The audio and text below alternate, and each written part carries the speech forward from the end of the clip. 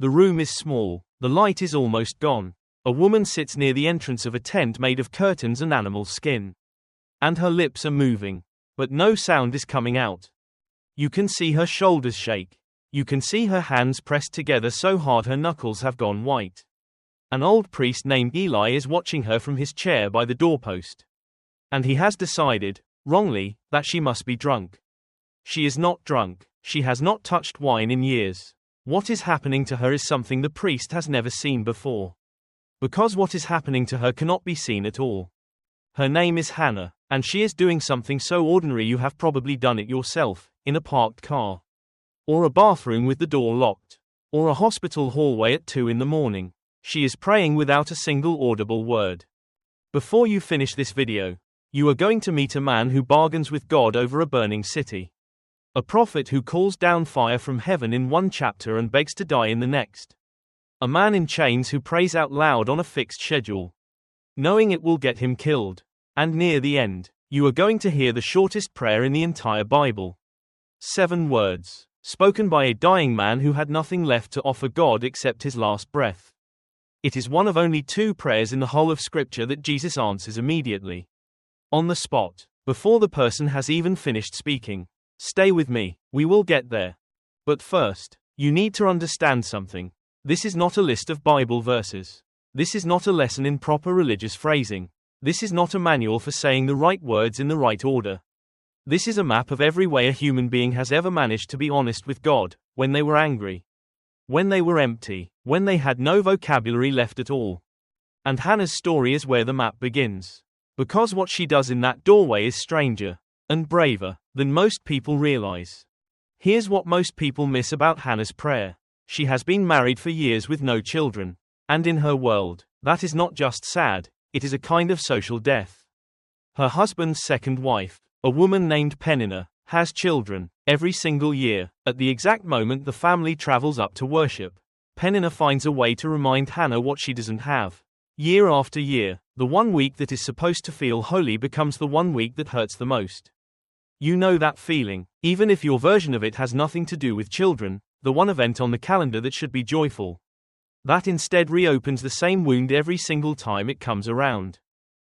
So Hannah goes to the entrance of the tabernacle. And she does not manage her tone. She does not organize her thoughts into neat, respectable sentences. The text says she pours out her nephesh before the Lord. That's the Hebrew word behind soul, nephesh, and it doesn't just mean the polite, spiritual part of you. It means your whole life breath, your appetite, your grief, your body. Hannah isn't offering God a tidy request. She's offering him everything that's left of her, unfiltered, with no translation into acceptable religious language. Her mouth moves, nothing comes out, and God hears every word of it. Now go back several hundred years earlier, to a man standing on a hillside looking down at 2 doomed cities. His name is Abraham, and God has just told him what is about to happen to Sodom. And Abraham does something you would not expect from someone talking to the creator of the universe. He argues, will you sweep away the righteous with the wicked? What if there are 50 righteous people in the city? And God says, for 50, I will spare it. Abraham pushes again, 45, 40, 30, 20, all the way down to 10. 6 times. This man negotiates with God, out loud, specifically, by number, and God does not strike him down for the audacity. God answers him, every time. Pay attention to this, because it changes what you think prayer is allowed to sound like. Abraham is not groveling. He is not performing humility he doesn't feel. He is reasoning with God the way you'd reason with someone you trusted enough to push back on. If you have ever felt guilty for asking God a hard question, remember this hillside, that relationship, that specific, respectful, unafraid back and forth, is treated in Scripture as a model, not a warning. Now the stakes climb higher. It's no longer one family's grief, or one city's fate. It's an entire nation on the verge of being wiped out. A man named Moses has just come down a mountain to find his own people worshipping a golden calf they built while he was gone. God tells Moses his anger is about to consume all of them. And Moses does something almost unthinkable. He asks God to blot him, Moses himself, out of his book instead. Erase me, he says, but forgive them. He is not negotiating for numbers anymore. Like Abraham did, He is offering his own name as the price. This is a man willing to disappear from Scripture entirely so that the people who betrayed him could be spared. Think about the last time you were angry at someone who wronged you. Now imagine offering yourself in their place instead. That's the size of what Moses does on that mountain. 3 prayers so far, 3 different kinds of desperation. A woman with no words left. A man reasoning with God over strangers he's never met. A leader offering his own erasure for a nation that didn't deserve it. And we are only getting started.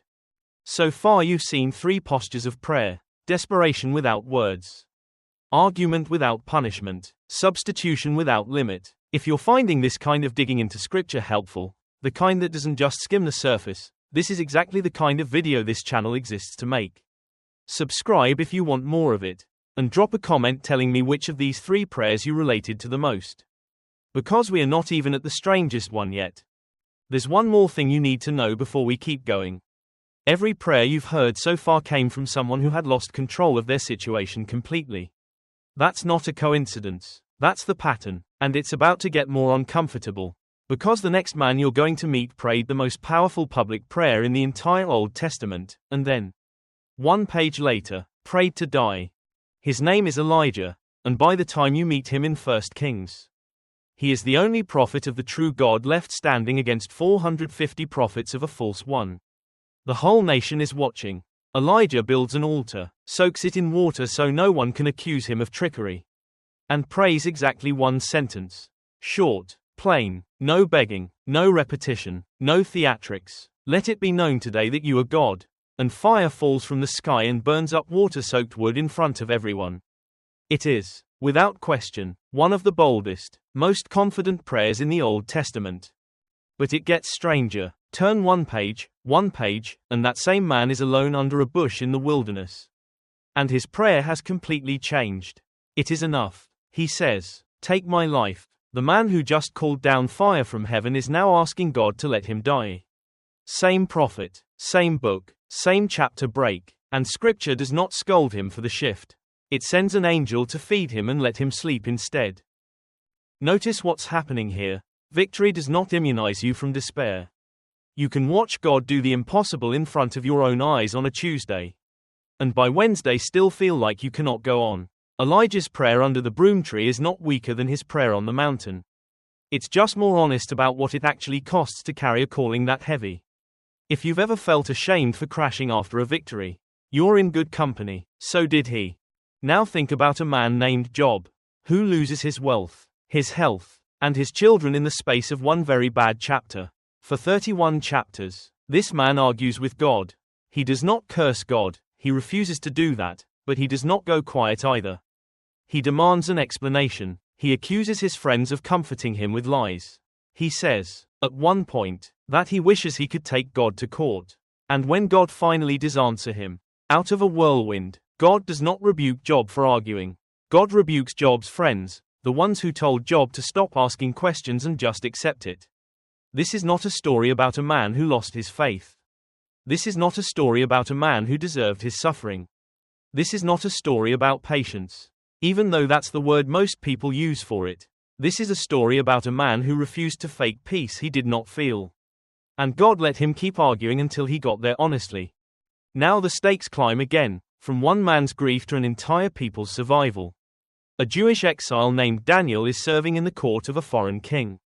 And a new law is passed making it illegal to pray to anyone but the king himself. Daniel's response is almost casual. He goes to his room, opens the window facing Jerusalem, and prays exactly the way he always has, 3 times a day.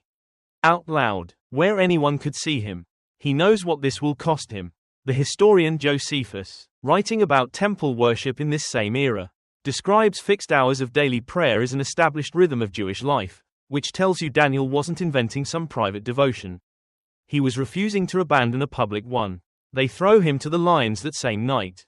And he keeps praying anyway. This is not a prayer of desperation like Hannah's. This is not a prayer of negotiation like Abraham's. This is not even a prayer of surrender like Moses. This is a prayer that functions as an act of defiance, proof that some things are worth praying about even when prayer itself becomes a crime. Now watch what happens next. Because everything you've seen so far has been building toward one night in a garden. It's late. The city is asleep, but one man is not. Jesus walks into a grove of olive trees called Gethsemane, torchlight from the city still flickering somewhere behind him, and he tells his closest friends to stay awake with him. Then he goes a little further in, and falls to the ground. And what comes out of his mouth is not a polished theological prayer. It is raw, Father, and the word underneath that, in Aramaic, is Abba, not a formal court title, a word a small child uses for their father, at the kitchen table, not in a palace. Abba, if it is possible, take this cup from me. He says it once, then he says it again, then a third time, the same request, almost word for word, because sometimes the human heart cannot say a hard thing only once and be done with it. And then, finally, yet not what I will, but what you will. This is the God of the universe, in a human body, praying the most honest prayer of fear ever recorded, and ending it in surrender he clearly did not feel easy about giving. Hold that thought, because a few hours later, on a hill outside the city, prayer shows up one more time, and this is the one I promised you at the beginning. Jesus is nailed to a cross. On either side of him are two criminals, also being executed. One of them mocks him. The other one, a man who has done nothing to deserve grace, by his own admission, dying for his own crimes, turns his head, and with whatever strength is left in a body that's dying, says 7 words. Jesus, remember me when you come into your kingdom. That's it. No confession of theology, no years of faithful service behind him, no time left to prove anything. 7 words, from a man who is minutes from death. And Jesus answers him immediately. Not later, not after some process. Right there, nailed to a piece of wood himself. He says, "Today you will be with me in paradise." Out of every prayer in the entire Bible, the pleading, the negotiating, the fasting, the years of waiting, this is one of the only 2 prayers Jesus answers on the spot, before the person has even stopped speaking. The shortest prayer in Scripture gets the fastest yes in Scripture. Sit with that for a second. But that same cross holds one more prayer, and it is the hardest one in this entire list. Later, as the sky goes dark in the middle of the day, Jesus cries out in words lifted straight from an old psalm, my God, why have you forsaken me?" This is not performance. This is not a rhetorical question.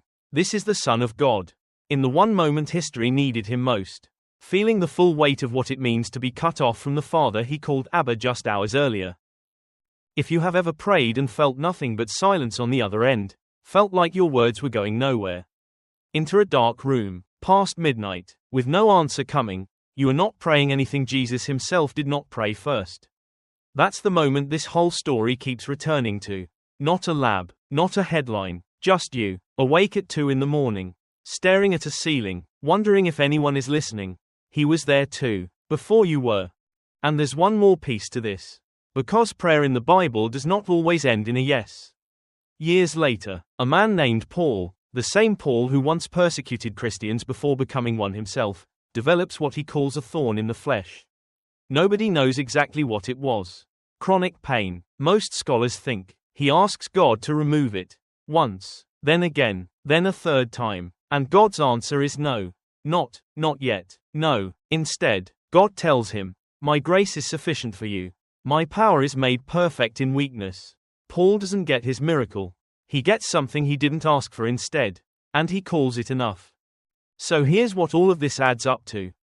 Takeaway 1. Prayer in the Bible was never primarily about vocabulary. Hannah didn't say a single audible word.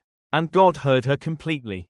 The words matter less than most people think. The honesty matters more. Takeaway 2. You are allowed to bring God everything. Not just your gratitude on your best days, but your argument, like Job, your negotiation, like Abraham, your exhaustion, like Elijah under that bush, your silence, like Hannah in the doorway. None of them were rebuked for what they brought. They were only ever met. And takeaway 3, the one I want you to actually sit with. Out of every prayer you just heard, spanning thousands of years, the one that got the fastest answer in the whole Bible wasn't the longest, or the most theologically correct, or the most impressive. It was 7 words, from a dying man, with nothing left to offer but his last breath. Jesus, remember me. That's all it took. That is still all it takes. Which prayer in this video hit you the hardest? Tell me below. I read every comment. Because somewhere between Hannah's silent lips and the dying man's 7 words. There's probably a prayer in there that sounds exactly like yours.